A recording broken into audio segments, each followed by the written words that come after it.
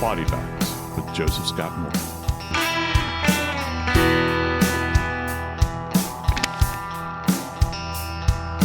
You know, just the other day, matter of fact, I think it was yesterday, I've got an old beat up pontoon boat that I keep on a local reservoir.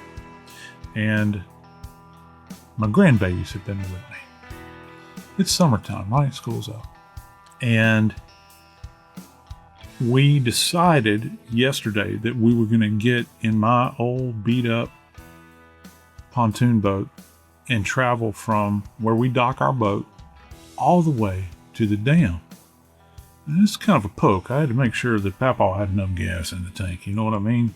Because I'd be swimming back along with them. And it's only then, and where this reservoir is, it's surrounded by mountains. It's so beautiful. It is my Xanax, if you will. I love it.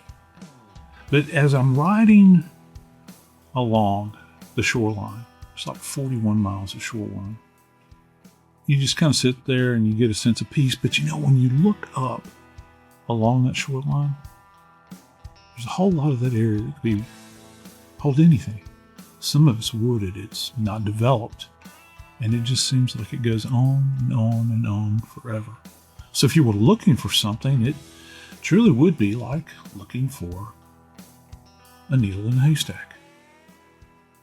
Well, for our purposes today, I'm going to talk about a search that took place, not here where I live, but over in South Carolina, and this happened very recently.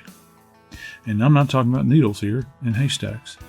I'm talking about the remains of a precious 4-year-old little girl by the name of Javeayah. And guess what? She was found.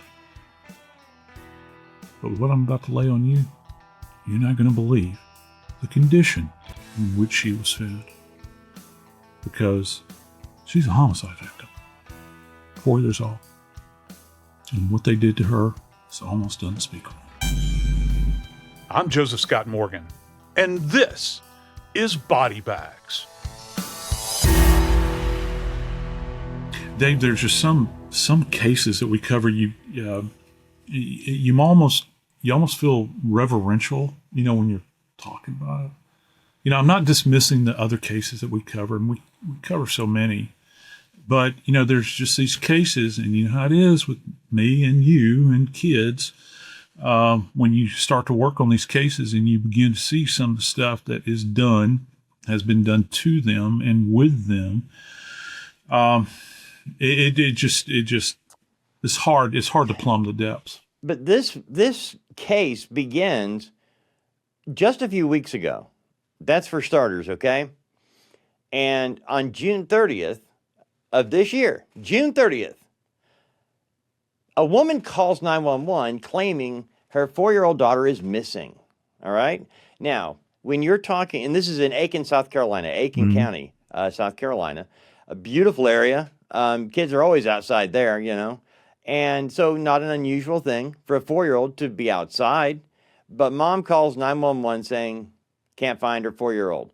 And it only took a couple of days before the stories that were told fell apart. But Joe, in a very short window of time, 200 people volunteered to come out in Aiken, South Carolina and look for this 4-year-old child based on mom and dad saying, we can't find her.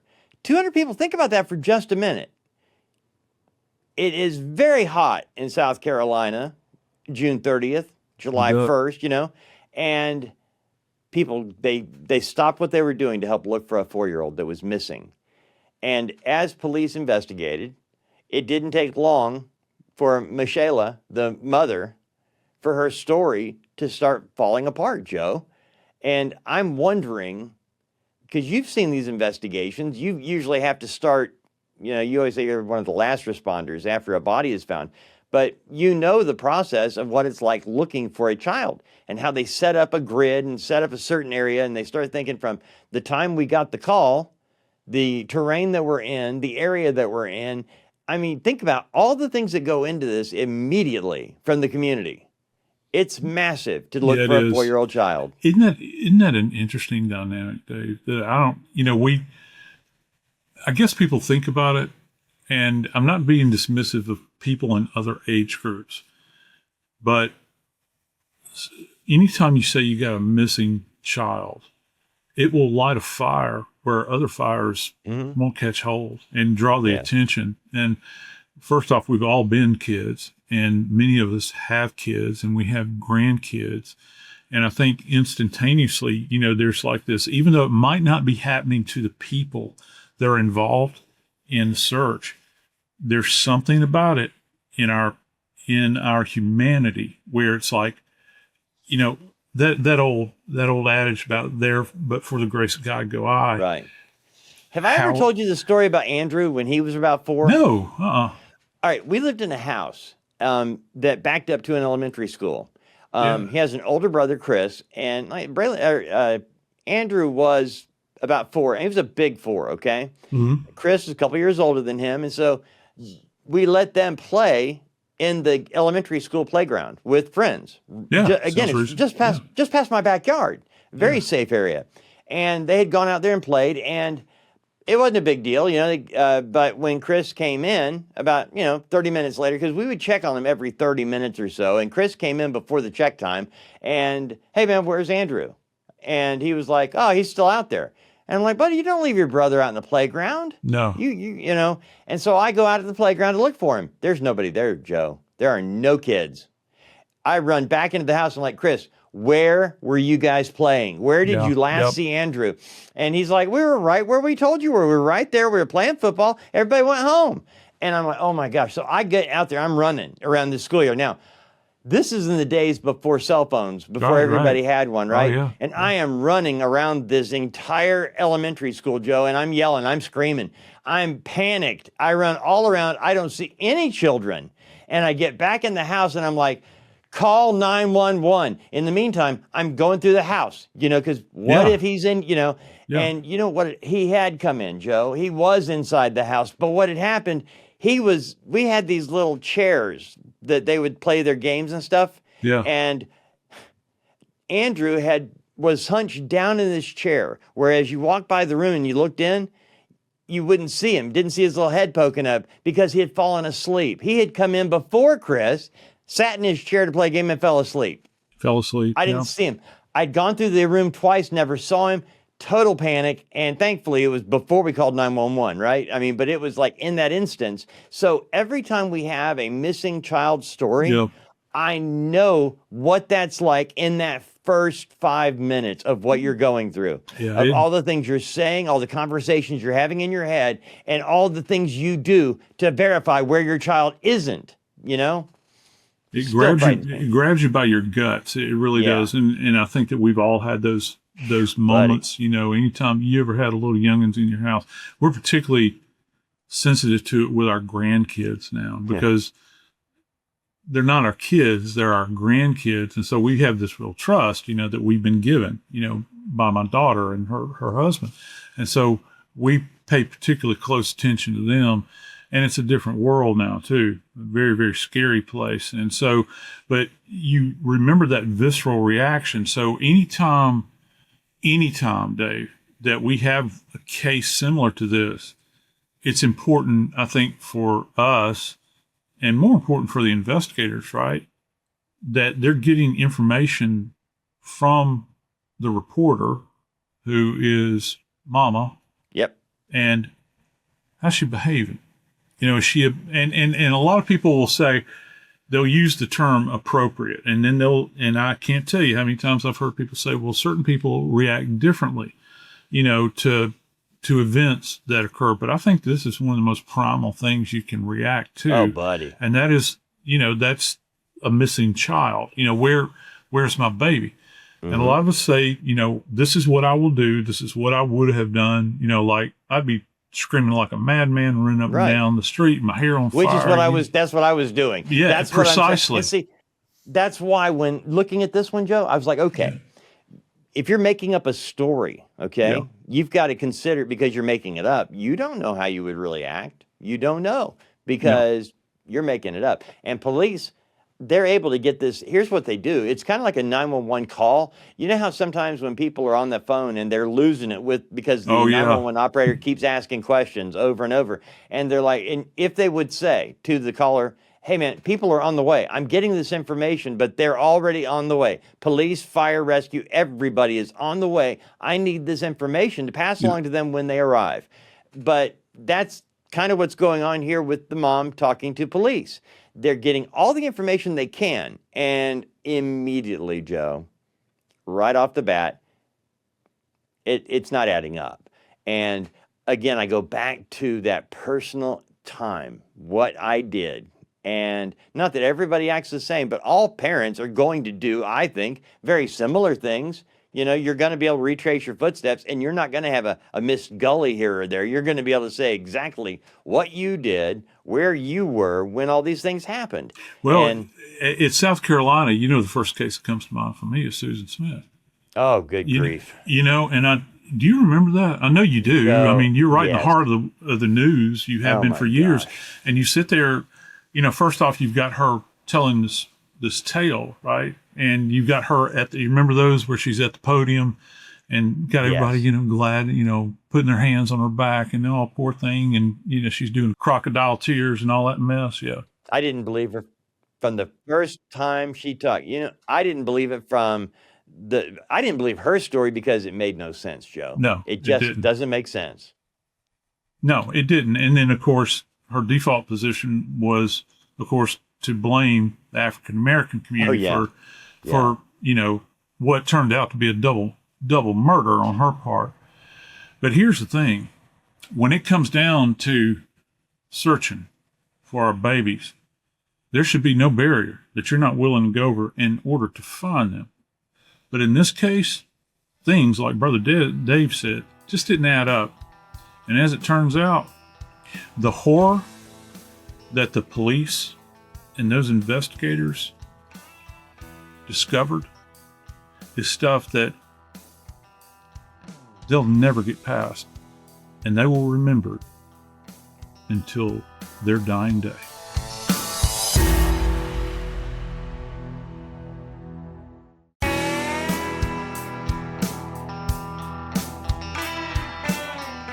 Four years old. I love that age. They're past terrible twos. They still got enough baby in them, you know, where they've got a book and a blanket, and they come walking up to you, and they might not say anything to you. They'll just uplift their arms to you. Who's going to resist that? I don't care what kind of bad day I might be having. You talk about an ointment, a balm on your soul for me, and they crawl up in your chest, into your chair and lay into your chest, and you've got that book there, and you can read to them, and the next thing you know, Dave, just like Andrew, you had mentioned, they're falling asleep. You can feel them breathing, you know, as they're laying there on your chest, 4 years old.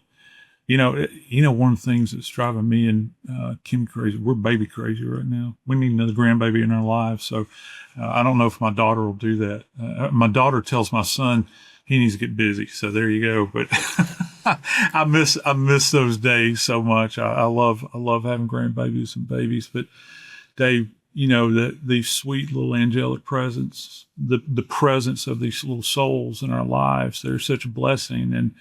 And we have them just for but a moment, right? But in this circumstance, we're not going to see this child grow up, see what she had, you know, what awaited her in future days. But Joe, okay, so Javeayah Harris, 4 years old, goes missing June 30th, 2026. Mom calls in the early evening hours to report her missing. Police arrive. They're talking to Michaela Harris and also talking to the biological father here because Jamari, I know I'm going to mess his name, John Marie Harris. Yeah. Yeah, John Marie Harris. Michaela Herring is her name. I knew I was messing up the names and the reason I'm messing up these names is because I don't want to talk about them. You already know the reason we're doing this story. At this point, you probably already know what we're about to tell you. But imagine what it was like for police Yeah. as they're talking with Michaela and Jean Marie. And Can I freeze you just for a yeah, second? Since you're mentioning the police, let me tell you what the sheriff said from the podium, Dave. And yeah, he won't call them mom and dad.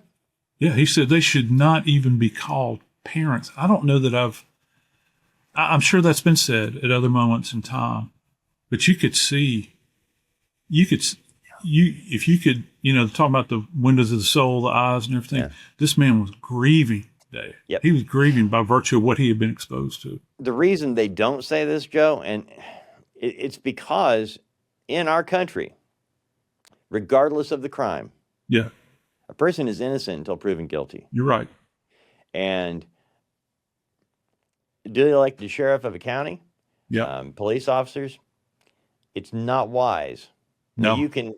I understand it as a man, as a person, but there is a detachment law enforcement has to have Yeah. because you don't know how this can affect you cannot know what could happen later on. O.J. Simpson walked away scot-free, okay, Yeah. back in the day.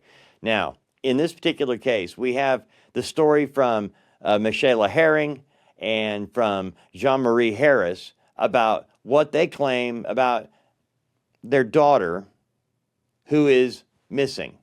Police know they're lying fairly quickly because the story doesn't hold up. And what police start putting together is a new timeline, Joe. We're talking within 4 days.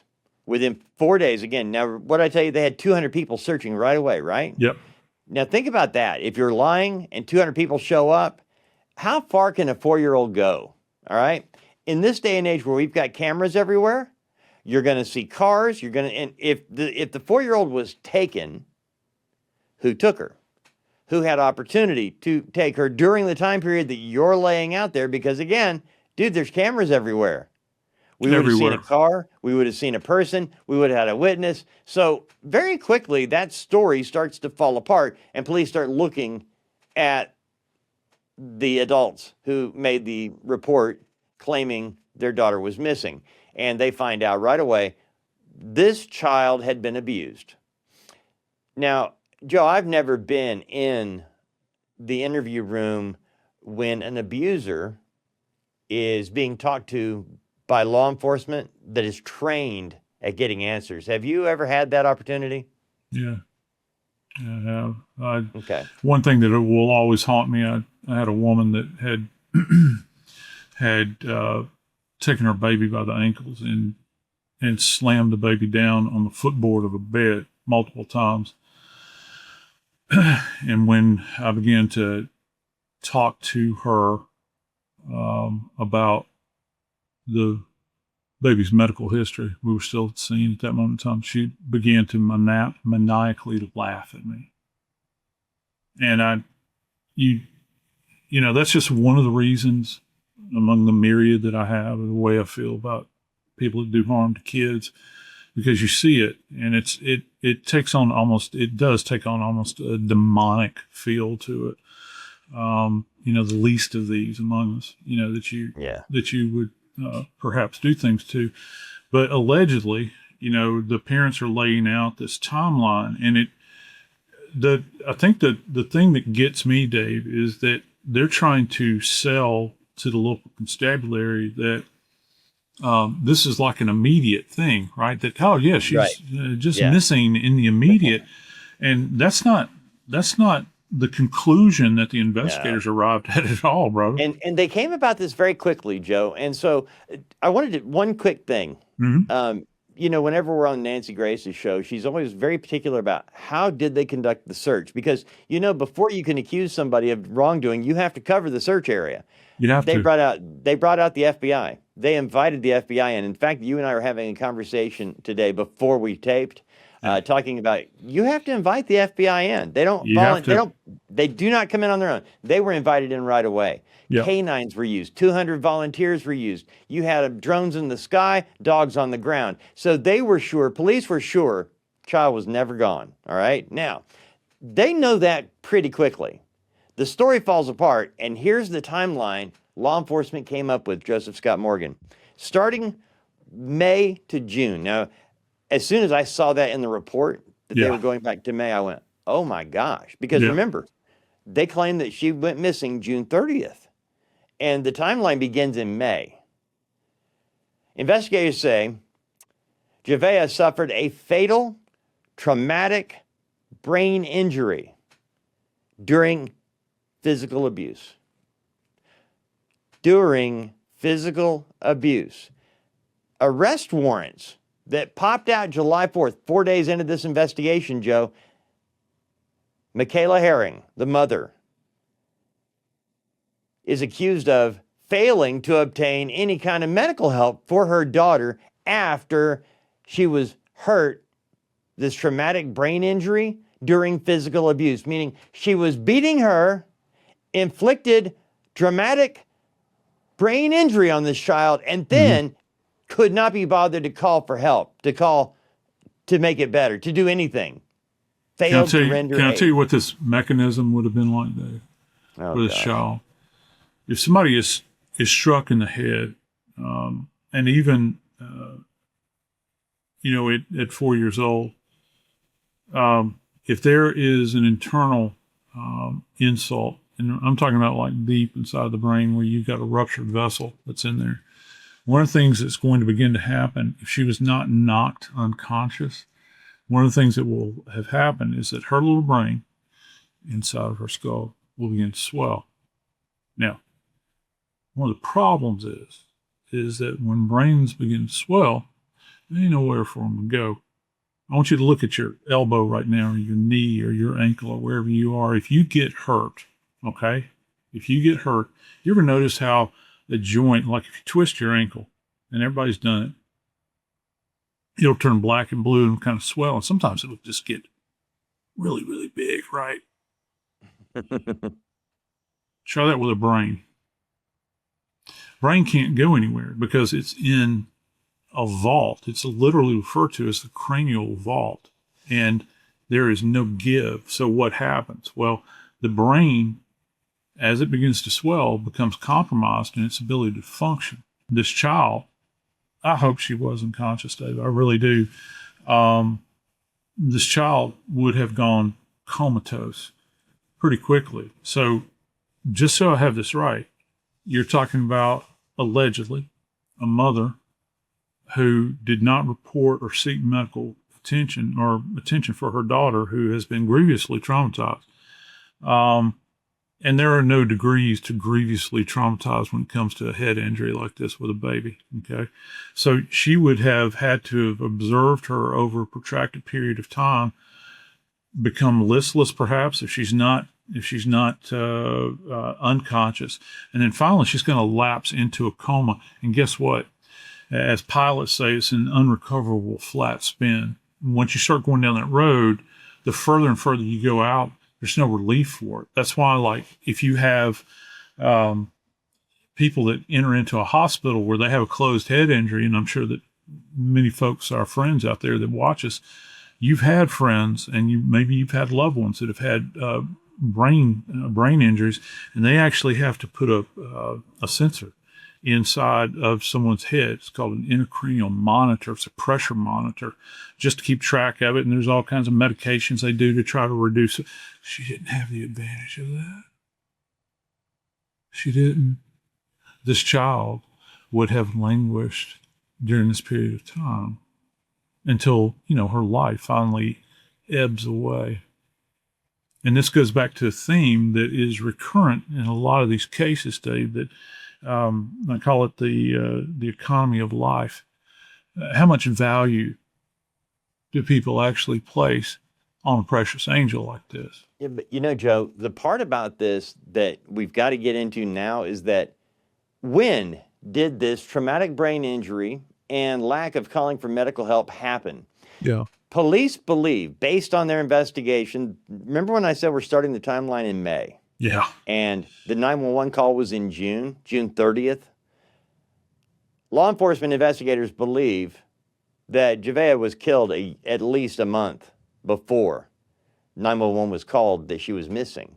And it is alleged that after inflicting this traumatic brain injury on the 4-year-old child while she was being beaten, and then failing to render aid or get aid for her, that the child died. Then the so-called mother and father, they covered up, Joe, using social media and conspired to tell friends and family different stories to explain why they didn't see Javeayah. Where is she? Because people are going to ask that. Hey, where's your 4-year-old? You got a 4-year-old dog. And by the way, something I forgot to mention, and it is so important to point this out right now. During the 911 call on June 30th, saying my 4-year-old Javeayah is missing, Mom says I'm 38 weeks pregnant. She gave birth right after this, okay? In the days following the disappearance of the reported disappearance, Michelle gave birth to another child, and a healthy child, by the way. So that was also being factored into what was taking place.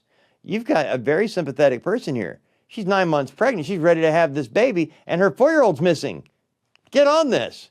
So think about it, Joe, how far along she was in terms of carrying another life. Yeah. And she's beating her 4-year-old to the point of giving her a traumatic brain injury that she cannot recover from, and then not providing any help, not taking her to the doctor. And as law enforcement has figured out, she died about a month before. So we're talking the end of May. That's when this child died, Joe. And that's when the cover-up began. And this is where I have mentioned it to you a couple of times. I wondered when TV shows like Breaking Bad, some of the things that we learned from watching those shows, would actually be tried in real life. And I'm specifically talking about in the very first season, in the first couple of episodes of Breaking Bad, when Walter White and Jesse, well, they've got 2 dead bodies on their hands they got to get rid of. Yeah. And Mr. White tells Jesse what they're going to use. And they end up dissolving the bodies. Yeah. Now, I'm not going to get into the details of what they used or anything else, because, by the way, the one thing on Breaking Bad that they never actually did, Joe, they never went all in on the chemicals used for doing this to dissolve a body. They left out certain chemicals. They left out certain things necessary, like in making the meth, the blue meth. They left out certain ingredients in that so that you couldn't watch the show, write down, take notes, and make their blue meth. Yeah. They weren't that irresponsible. But I wondered when people would say, well, hey, let's give this a try, because this is where the mom and dad did something, Joe, that I'd never heard of in real life, only on TV or in the movies. Tell us what they did. Well, one of the things that we're hearing right now is that in order to rid the world of this precious child's remains, not only was there a corrosive substance used, and I've got several in mind that I can think of that could be purchased at your local hardware store, but prior to that, there was an attempt to render down the body. And what is being implied by this, Dave, is that this rendering took place perhaps as a means to take this little angel's body and break her into multiple components, and one by one render them down to the point where nothing could be found. But there's hope. There's hope in the sense that, as it turns out, law enforcement did find something. Not only did they find out where she was, they determined who she was, and that led them back to the place she should have most felt safe.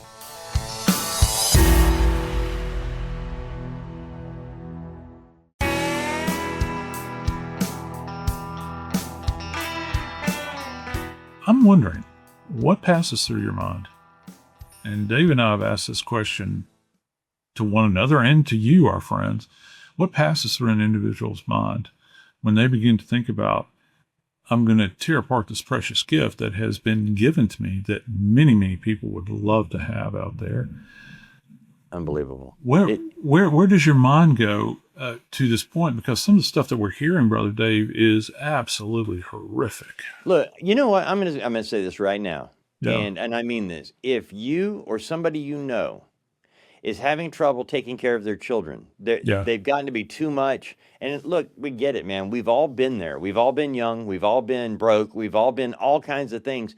Don't take it out on the children. No. There's a place you can call. I'm not kidding. I right now would take in a child without even giving it a second Yeah. thought. There's help available. The thing is that when abuse becomes so regular, so uniform, that you can beat your own child so bad and then not feel any regret about not getting help, Yeah. there's something else going on. Now, Yeah. at this point, everything is just alleged. And by the way, we do not know. Police have not said actually what happened. Not saying they don't know. They Mm. just haven't told us. But Yeah. they have enough information, Joe, that they've been very specific about the injuries. They've been specific about what took place, about how did they know, that she had a traumatic brain injury. How did they know that? There's proof, and they were able to get it. They're just not telling us. Yeah, and right? I'm curious as to how they came into this knowledge, Yeah. specifically about the injuries. But here's another bit to this, is that I'm curious as to how they determined precisely where this baby's body was, because where she was found is quite fascinating in this case. You talk about needle in a haystack. We're talking about a body of water that's a 5,000 acre reservoir, approximately, give or take. All right. And then there's kind of a little pond area that's immediately adjacent. It's part of the reservoir, and it's known to have stumps in it. And so that's actually where what remained of this little treasure, that's what they found there. Look, hey, Joe, let me ask you this, though. Okay, so just so I get this right, Hmm. law enforcement is saying that they used tools and corrosive Hmm. chemicals to Yeah. try to render her body down Hmm. so that they could then just pour her Yeah. into the lake or the pond. Liquefy. But Yeah. right, so they were unable to liquefy all of her, but they were able to do some. Yeah. Yeah. And that's the thing. So let's just Oh, say good Lord. that first off, you have to be able to use components, or not use components. Let's see, how can I phrase this? You have to break the body down into manageable components. Okay.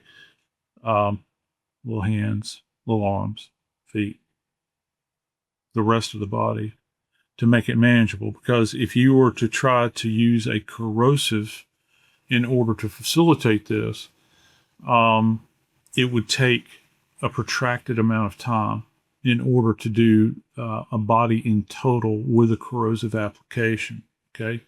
So they're saying that they have tools. Now, once the body has begun to be rendered down, what's going to happen with most of these caustic,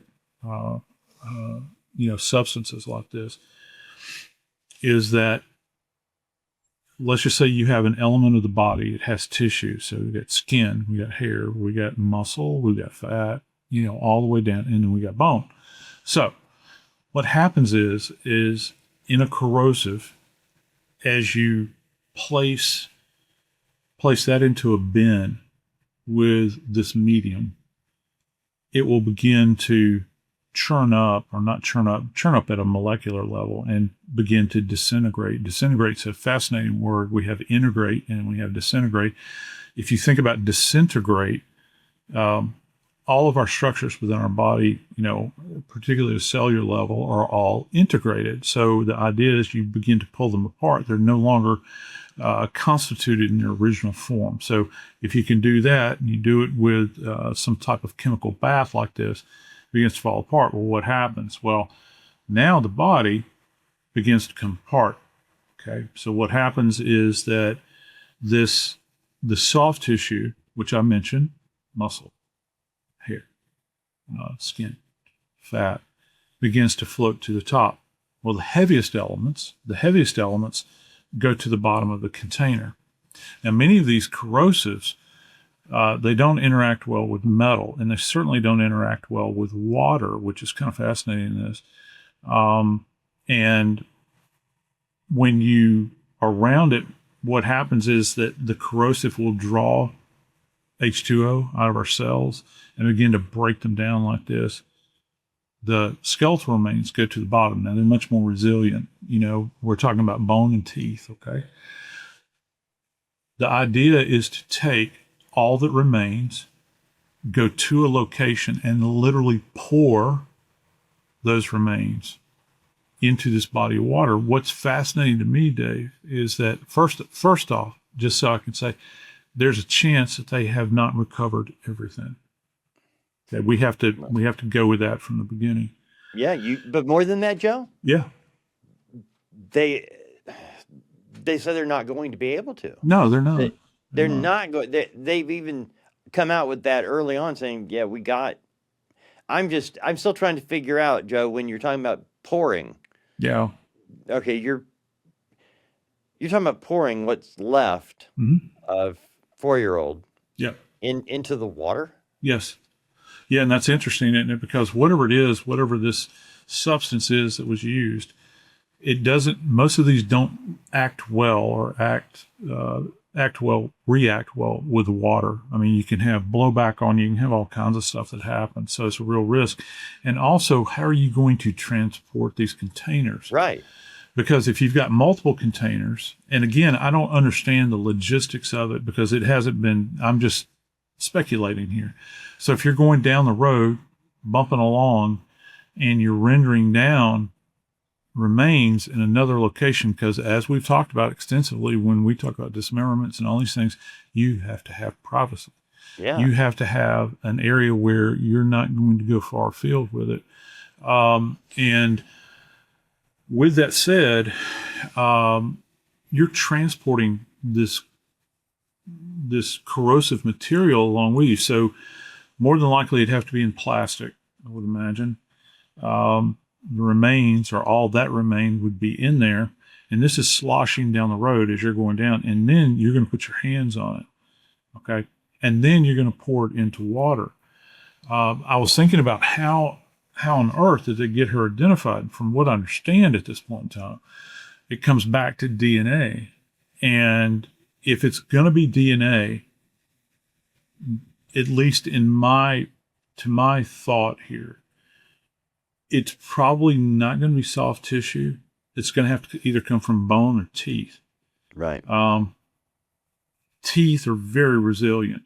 Okay. So if you drill down into a tooth, you get into the pulp layer, you can actually extract DNA from there, and then they'll run that. They'll do the sequencing. The thing about it is that this little baby's not going to be in some kind of network somewhere. Right. So they will have had to have acquired some kind of familial DNA from someone else, probably with a gum scraping or cheek scraping, to compare her DNA to, Dave. To her parent. Well, I looked this up, Joe, because I was wondering the same thing. Okay, and because I'm not you, and I didn't stay in school like I should have, but I was trying to figure out, what is left. Okay, after you've tried to render a body down and all that, and then you pour it in. Well, this comes from all the reports, and there are plenty. And it says that there was there are specialized teams that do this type of search and and recovery. And one of these specialized teams was able to find partial remains in the reservoir. Partial remains in the reservoir. That's where the DNA testing came from. And as you said, they do have the biological parents, in custody. So they could get the... they could compel them. I'd love to say something about this recovery, by the way. Yeah, I'd like to hear more, because I couldn't figure out how you do it. A big shout out to my dear friend Bobby Chacon, who I think is just an incredibly brilliant mind out there. Please check Bobby out. He's all over social media, and he's a former FBI agent.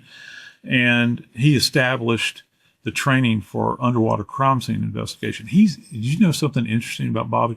Bobby was on the dive teams at 9/11 that went beneath the docks all over the city checking for explosives. Yeah, really? I know. And that's kind of how he got to start. But he developed methodologies in underwater crime scenes. The problem is me being the southern boy that I am and knowing what our lakes look like over Yeah. in South Carolina, I can tell you what that lake looked like. It's got a red clay bottom. Guess what that means for the water? You might see some spots where it's really cool looking and pretty. Most of it's going to be muddy. So guess what you have to do?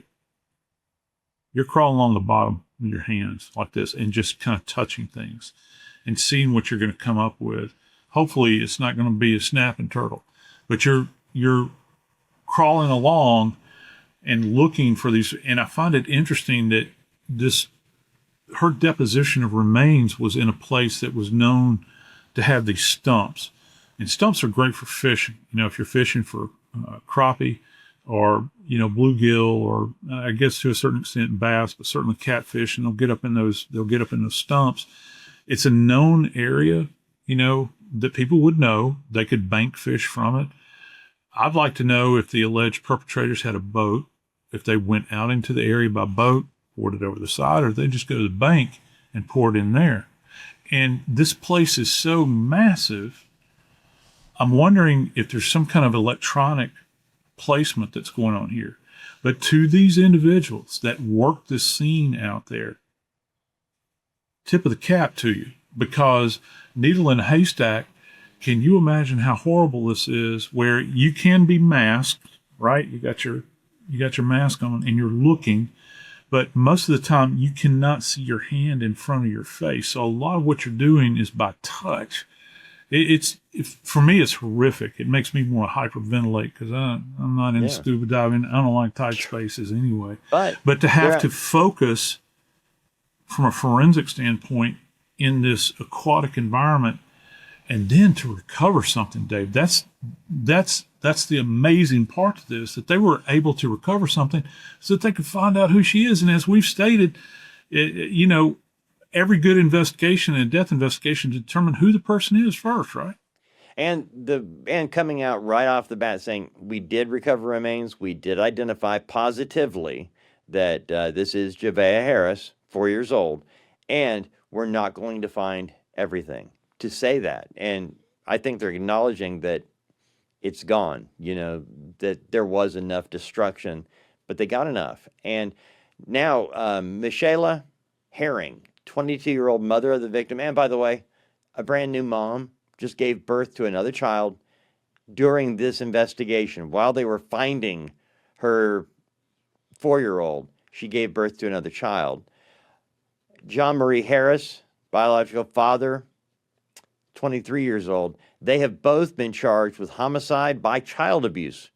Joe, homicide by child abuse means the investigation is able to prove what was taking place, and that 4-year-old child was being abused on a regular basis, and they proved that enough to charge with homicide by child abuse, and then they added destruction and desecration of human remains. Yeah. The final thing is they only charged Michaela with filing a false police report. Like, I even care about that. But, at this point, you've got the mom and the dad being accused of the most heinous crime of all crimes. Yeah. Beating your child to death and then dissolving her down to nothing. Yeah, and this smacks this case, actually, and I want to say this name before we end our conversation today. This smacks of our precious little Harmony Montgomery. And, thinking back to that case and how that just, you and I both, it just drilled down into our souls, the horror with that. And look, people have been charged. They ain't been up trial yet. Still not adjudicated. Nobody's been convicted. And that's secondary to me at this point, because I want you guys to remain mindful in what I'm about to say. Right now as we speak, there are little kids that are curled up on the bed waiting for the next beating. They're out there right now as we talk. Be mindful of that. Be aware of that. And there are people everywhere out there that would love to have a baby to take care of. Dave said it better than I ever could. Don't do this to a child. Hand them over to somebody that will love them, take care of them. Praying for all of those individuals that work this case. I can't imagine what they're going through right now. And to all those individuals that remain within this child's family that just wish they had had another chance. Hand them to me. Let me take care. I'm Joseph Scott Morgan, and this is Body Bag.